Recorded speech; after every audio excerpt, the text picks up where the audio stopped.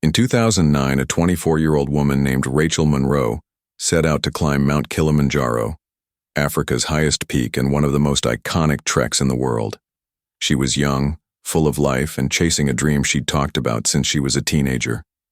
Friends described her as fearless but careful, a woman who loved the outdoors yet always prepared meticulously for her trips. But somewhere on that mountain, Rachel disappeared. No trace, no signal, no answers.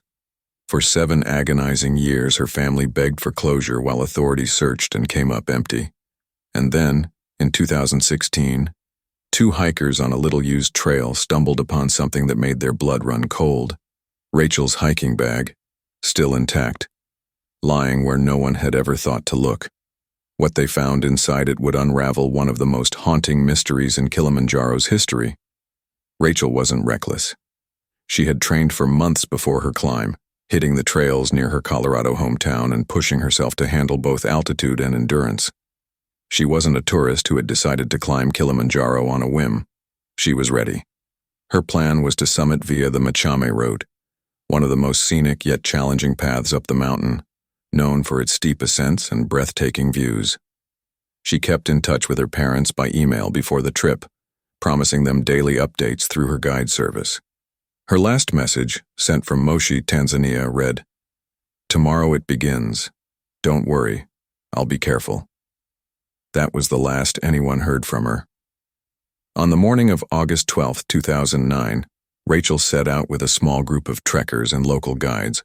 Witnesses said she was cheerful, snapping photos at the park gate, and full of energy.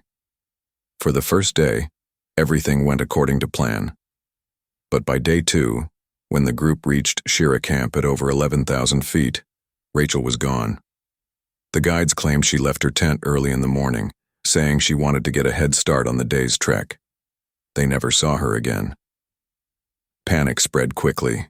Search parties combed the trail, helicopters were dispatched, and local rescue teams scoured the dense forests and barren slopes. Yet not a single piece of Rachel's gear was found. It was as if she had vanished into thin air. Her parents flew to Tanzania, pleading with officials for answers. They waited at the base of the mountain for weeks, clinging to hope each time rescuers returned, only to face crushing disappointment. The official search was eventually called off after 12 days, leaving the family to return home without their daughter. Years passed. Rachel's disappearance faded from the headlines, but her family never stopped searching. They raised money to fund private expeditions, begged for satellite reviews of the region, and even hired local trackers. Every effort ended in failure. To her parents, the silence was unbearable. To her friends, the mystery was unthinkable. To climbers and hikers, it was a chilling reminder that even on a mountain climbed by thousands every year, a single wrong turn could mean disappearing forever. 7 years later, in September 2016, 2 experienced hikers from Germany, Lukas Weber and Henrik Bauer, were descending a less-traveled section of the northern slopes when Lukas spotted something unusual near a cluster of volcanic rocks. At first, he thought it was trash left behind by careless climbers. But as he approached, he realized it was a backpack. It was weathered, covered in dust, but surprisingly intact. When he brushed it off and unzipped the main pocket, he froze. Inside were items no ordinary climber would leave behind: a passport, a journal, and a water bottle labeled with the name Rachel Monroe. The men looked at each other, stunned. They had both heard the story years earlier, the American girl who had vanished without a trace. Now, in their hands, was proof she had been here. Shaking, Henrik opened the journal. The last entry was dated August 13, 2009, the day after she was last seen. It read simply, "Feeling dizzy, trying to find another path. If I don't make it, tell my family I love them." The hikers immediately alerted park rangers who secured the site and began a new search in the surrounding area. For Rachel's parents, the phone call they had dreaded and prayed for in equal measure finally came. Their daughter's belongings had been found. But what did it mean? Had she fallen? Had she been injured and unable to return? Or was there something more sinister hidden in Kilimanjaro's slopes? Before we continue, I need to say something directly to you. Stories like Rachel's don't just vanish, they can only stay alive if people like you care enough to keep listening. Too many families are left waiting for answers that never come, their loved ones' names slowly fading from memory. Don't let Rachel's story fade too. Subscribe now, because if you don't, stories like hers are swallowed by silence, and the people who need closure most are left forgotten. Investigators quickly confirmed the bag and its contents belonged to Rachel. Her passport was sealed in a waterproof pouch. Her journal contained 6 short entries, the last one barely legible, her handwriting shaky. There were also photographs, grainy images of mist-covered trails, smiling selfies, and a final shot of a jagged ridge disappearing into fog.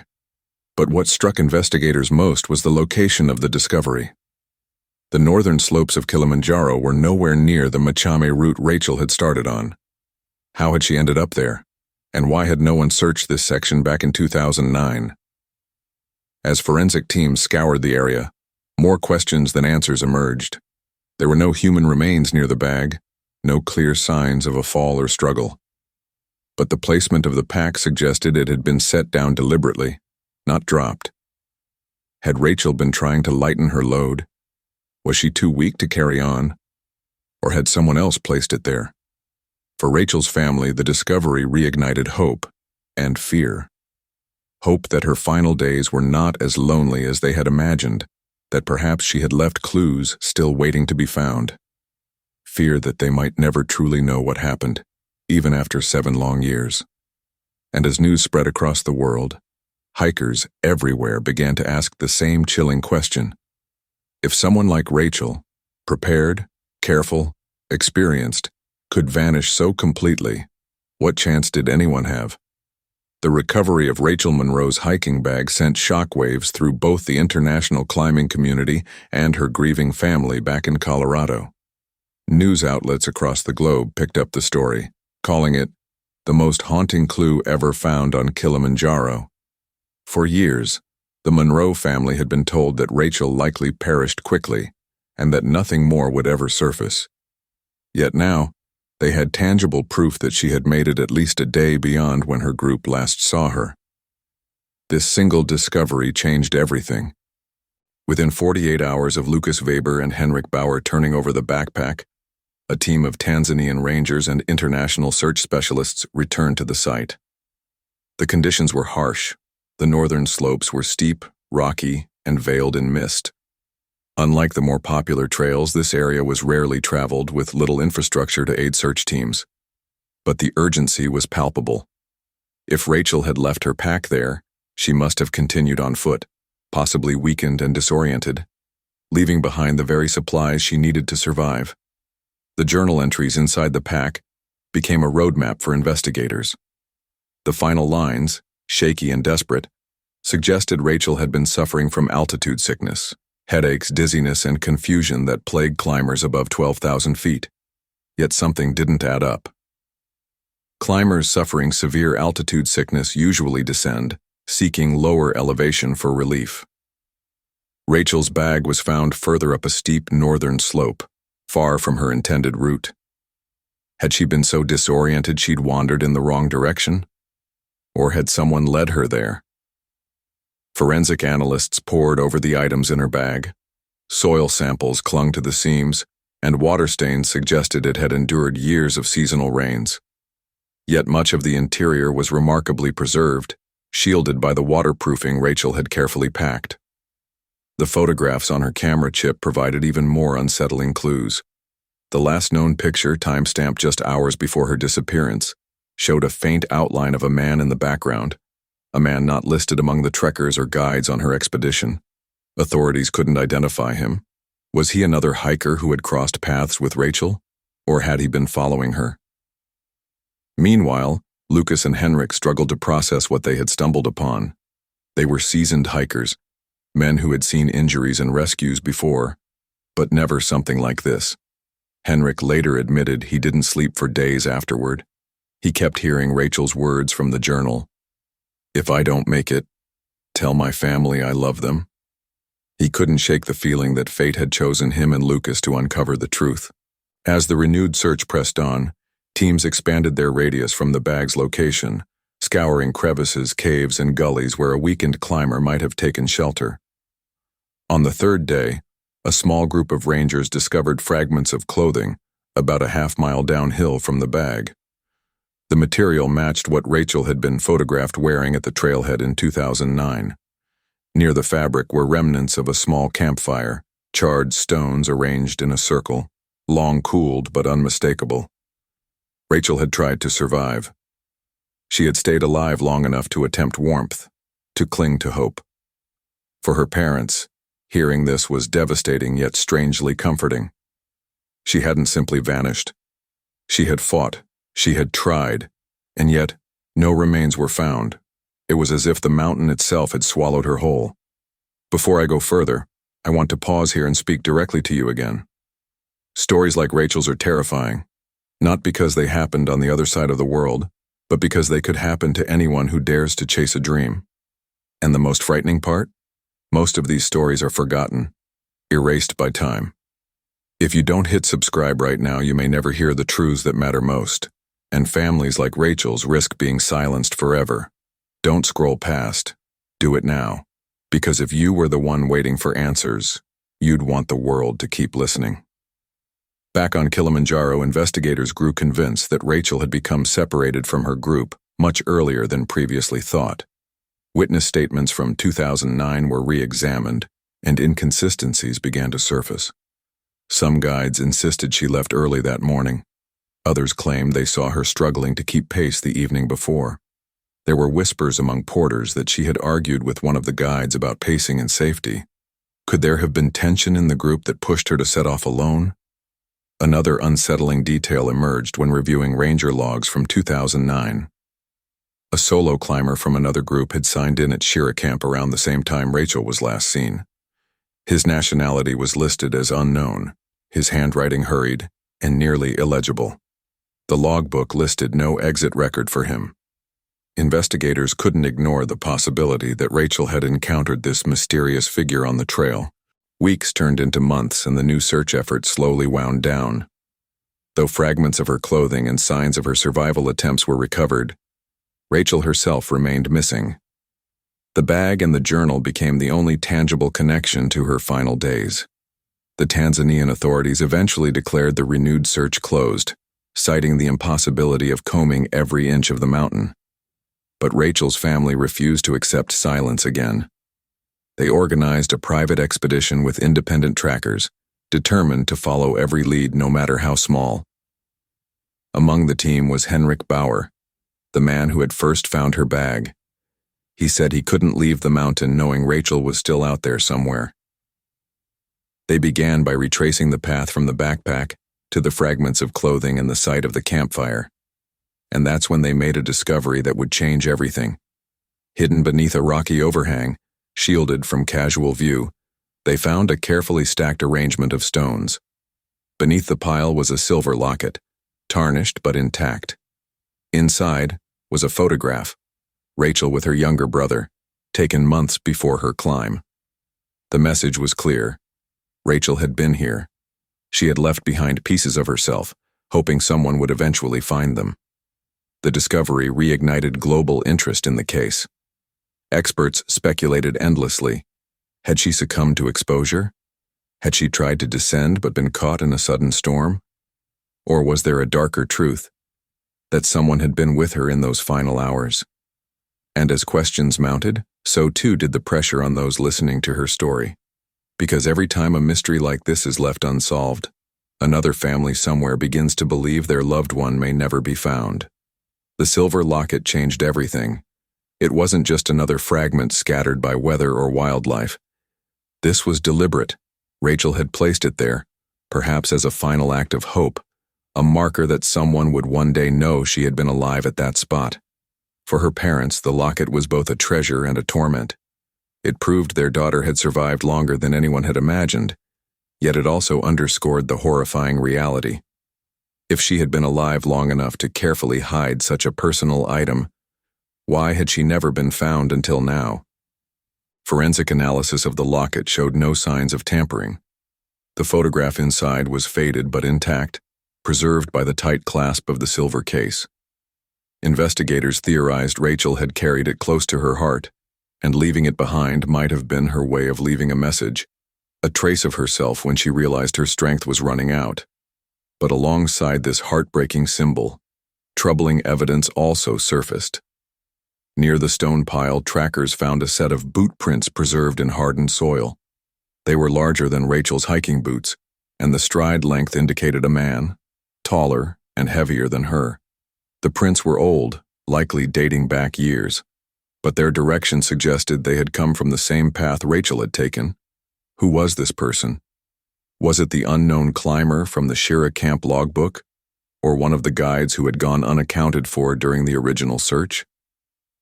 The private expedition pressed on, scouring the jagged gullies and shadowed ravines that crisscrossed the northern slope. At night, they gathered by their campfires, trading theories and fears. Henrik admitted he sometimes thought he could hear her voice on the wind, a trick of the mountain's cruel silence. But what none of them would say aloud was the thought that haunted them all. Rachel hadn't just been lost. Something, or someone, had kept her from ever making it back. The Monroe family made a decision then. They would not let their daughter's memory be buried under theories and rumors. They hired journalists to document the search, spreading Rachel's story once more to an international audience.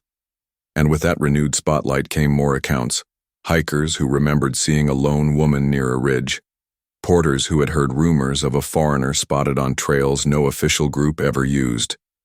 Each account added to the growing puzzle, yet the final picture remained out of reach. On the 7th day of the renewed expedition, the team discovered something chilling just beyond a narrow ravine. Wedged between two rocks, half buried in soil, was Rachel's hiking boot. Inside were remnants of cloth, shredded and weathered. The placement suggested it had not simply fallen off. It looked as if it had been removed, left behind intentionally or during a desperate struggle. The discovery sent shockwaves through the team. For Rachel's parents, the sight of her boot was unbearable. They had hoped for answers, but each clue only deepened the nightmare. And here's where I need to pause and speak directly to you again. If you're listening to this, you need to understand how fragile hope really is. Rachel's family spent years begging for any sign, and still, the truth remained hidden in the shadows of that mountain. Don't let stories like hers vanish. Don't let the silence win. Hit subscribe right now, because when you don't, families like the Monroes lose their voice, and the people they loved are forgotten.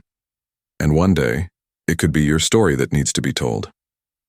The boot was carefully collected, photographed, and preserved, while the team fanned out to search the ravine. It was dangerous terrain, a maze of loose rocks and sudden drops, but they pressed on.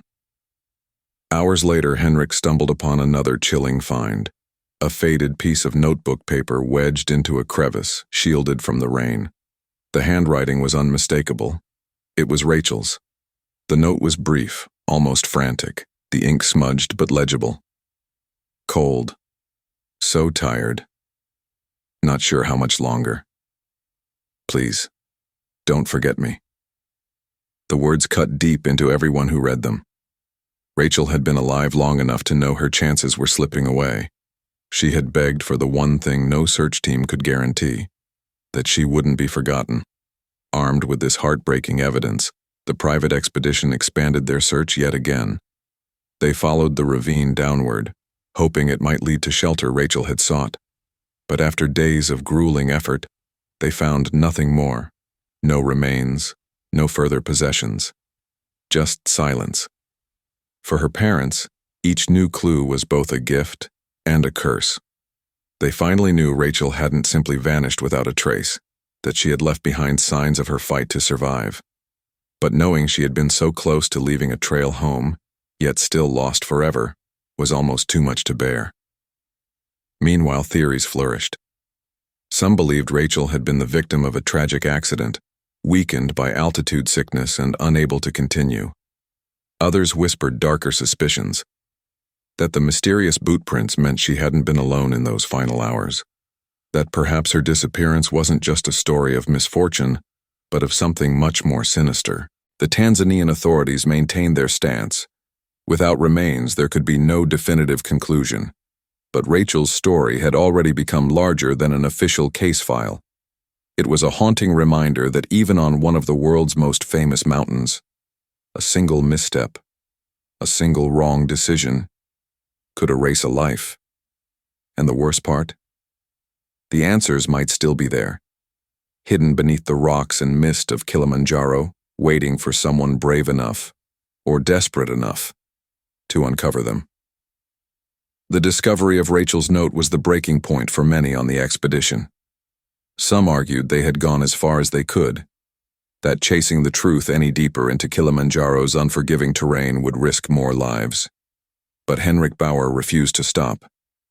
He felt tied to Rachel now, haunted by her words, by the fact that she had begged not to be forgotten. He told the Monroe family that leaving without knowing more would be the same as abandoning her all over again. They pressed onward, pushing further into the ravine system where the note had been found. The terrain grew more dangerous, slopes of loose scree, sudden cliffs hidden in mist, and thin air that clawed at their lungs. Yet hope propelled them forward. If Rachel had left that message, then surely she had tried to leave more. On the 9th day, they found another piece of evidence. Beneath an overhang near the base of a cliff, one of the local guides uncovered the remains of a small fabric pouch. Inside was a compass, rusted and broken, alongside a folded piece of map torn from a guidebook. Rachel had marked a rough path with a shaky line leading south toward what appeared to be a descent route. She had been trying to get down. The heartbreak of it was clear. She had a plan, however desperate, but the mountain had proven too merciless. The media coverage surrounding the expedition exploded once news of the note and pouch reached the public. Experts weighed in, speculating whether Rachel had simply lost her way or if something darker had occurred. Old rumors resurfaced about robberies and assaults in remote parts of Kilimanjaro, incidents rarely reported, but whispered among guides.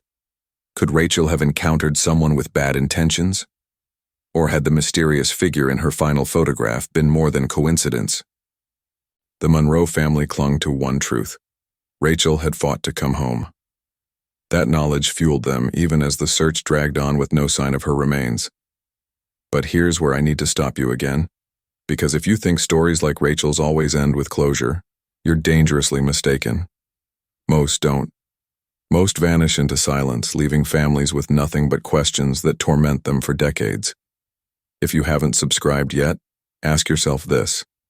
If you were Rachel's brother, her mother, her father, would you want the world to look away? Or would you want every possible ear to hear your story? Don't wait. Subscribe now, because forgetting is the final death, and silence is the cruelest grave. As the days wore on, tensions in the group rose. Supplies were dwindling, and exhaustion gnawed at their resolve. The Tanzanian authorities warned them they were pushing too far into dangerous terrain, that it was time to stop. But Henrik and the Monroe family insisted on one final sweep, convinced that the mountain still held Rachel's truth. On the 12th day, at the base of a steep gully not far from where the boot had been discovered, they found a final clue. Wedged beneath a slab of stone was the remnants of a torn scarf, bleached by sun and rain. DNA testing would later confirm it had belonged to Rachel. Near the scarf were faint impressions in the soil, as if someone had once collapsed there, unable to go further. The team searched desperately around the site, scouring every crack and shadow. But there were no bones, no full remains, only silence. It was as if the mountain itself had swallowed her whole, keeping the last chapter of her story hidden forever. The Monroes finally conceded to end the physical search. They returned home with the locket, the boot, the note, and the pouch, each one a heartbreaking testament to their daughter's final days. The world had watched with them, and for the first time in 7 years, Rachel Monroe was more than just a name on a missing persons list. She was real, she was human, and her fight for survival had been seen. Yet the questions would never end. Had Rachel simply succumbed to exhaustion and exposure, her remains lost to the mountain's shifting terrain? Or had someone been with her? Someone who made sure her story ended there on that unforgiving slope? Henrik Bauer later admitted he often lay awake at night replaying every step of their search. He couldn't shake the image of those mysterious boot prints near the locket, or the faint shadow of a man in Rachel's last photograph. He believed they had found the truth, that she had died trying to descend. But deep down he feared a darker reality. And the cruelest truth of all? The mountain wasn't done keeping secrets. Months after the expedition returned, Rachel's story continued to grip the world. Newspapers ran features calling her the ghost of Kilimanjaro, while documentaries dissected every clue. The locket, the boot, the desperate note, they became haunting relics of a young woman's will to live in one of the harshest places on Earth. Yet one fact remained unshakable. Her body had never been recovered. And on Kilimanjaro, that meant her presence was still there, somewhere, hidden in the folds of rock and ice. The Tanzanian authorities eventually closed the case, labeling Rachel Monroe's disappearance an unresolved tragedy. For them, the evidence was enough. She had become lost, she had tried to descend, and she had perished in the wilderness. But for the Monroe family, that closure was hollow. They couldn't accept that her final resting place would remain unknown, that she would never be brought home. They continued to push for new searches, though the years wore on and interest faded. Only Henrik Bauer remained steadfast, returning to Kilimanjaro multiple times in the years that followed, retracing their steps and venturing deeper into uncharted gullies. He admitted he never stopped listening for her voice in the wind. But with each return, he uncovered more unsettling signs. In 2017, nearly 8 years after the initial rediscovery of Rachel's belongings, Henrik found a rusted metal flask wedged in a boulder field. Inside was water, long evaporated, and the initials RM scratched faintly into the side. Near it, a tattered scrap of notebook paper bore faint writing too faded to fully decipher, but one word was unmistakable: cold. It was yet another whisper from Rachel, as if she had been leaving a breadcrumb trail through time, desperately hoping that someone, anyone, would one day piece her story together. And still, her remains never surfaced. Experts say Kilimanjaro is full of places where the earth swallows evidence whole: deep crevices, hidden caves, shifting rocks. It's possible Rachel's body lies in one of these, preserved by the cold, waiting to be found. But others aren't so sure. Those mysterious boot prints near the locket, the faint shadow in the photograph, they linger like ghosts over every discussion of her case. Some believe she may not have died alone, that she may have crossed paths with someone who made sure her story ended in silence. The Monroe family, now older, rarely speaks to the media. When they do, they focus not on the theories but on Rachel herself, the girl who dreamed of standing on the roof of Africa, who loved photography and carried a silver locket from her grandmother, who believed in adventure even when the risks were high. Her mother once said in an interview, "Rachel left pieces of herself behind so we'd know she tried. That's all a parent can ask, for their child not to vanish completely." Henrik still climbs. He says he can't stop. Each ascent is a pilgrimage, a way of honoring the woman whose story became part of him. "She didn't give up," he once told a journalist, "and neither will I." But maybe that's the most haunting part of all. Because even after 7 years, after the locket, the boot, the note, and the scarf, Kilimanjaro refuses to give up its secret. The final resting place of Rachel Monroe. And I need to leave you with this. If Rachel's story chilled you, if it made you feel the weight of a life that could vanish so completely, don't let that feeling fade. Too many stories like hers disappear into silence, and silence is exactly what these mountains thrive on. Hit subscribe right now, not tomorrow, not later, right now, because forgetting is how stories like Rachel's truly die. And ask yourself this: if it were your sister, your daughter, your best friend, wouldn't you want the world to keep listening? Rachel Monroe's story is more than a tragedy. It's a warning, a reminder that even the strongest will and the fiercest love can be tested to the breaking point in the wilderness. And yet, in her final words, "Please, don't forget me," She left behind a truth more enduring than stone. She was here. She fought. She mattered. And she will not be forgotten. The mountain still stands, silent and indifferent, its slopes holding on to secrets no map can reveal. But thanks to a silver locket, a desperate note, and a family who refused to stop searching, Rachel Monroe's voice echoes even now, carried on the winds of Kilimanjaro, reminding us all that sometimes the most terrifying thing isn't death itself. It's the thought of being erased, and that's why her story must live on.